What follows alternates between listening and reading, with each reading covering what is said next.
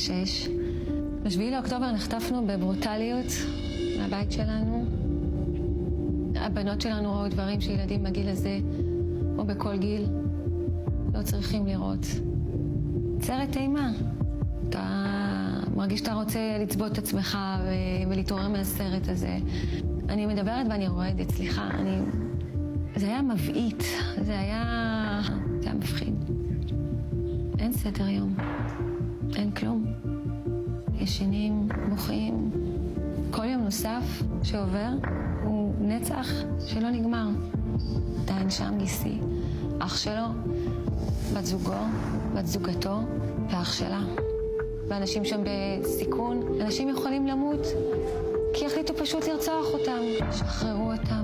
שחררו אותם עכשיו, מיידי, אין זמן.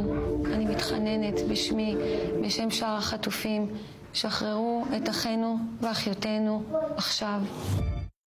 האוכל לא היה רב מלכתחילה, אבל ככל שעבר הזמן, האוכל הלך ופחת. זה תנאים כמעט של רעב, אפשר להגיד.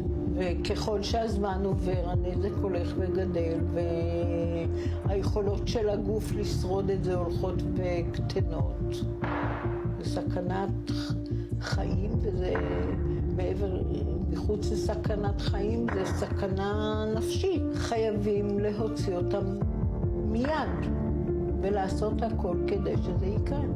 אני הפעם מדברת בתור סבתא של תמיר אדר. הייתי 49 יום בתופת הזאת. אני מבקשת, מתחננת מכל מקבלי ההחלטות. תוציאו את הילדים, תוציאו את כולם. זה לא קל, לא למשפחות, לא להם ולא למשפחות, ולא לאף אחד. אני מבקשת, מתחננת, תחזירו אותם. ואני קוראת מפה, ואני חושבת שאני אולי אהיה לעוד הרבה אימהות וסבתאות שמבקשים את אותם בקשה. שחררו את הילדים עכשיו. עכשיו אני רוצה לראות אותם. לא כשאני אהיה בארון. לא ישנתי כמעט. היה לי בעיה עם המזון. וב4 ימים האחרונים אני חליתי, פחדו שאני אגרום למגפה במנהרות שם.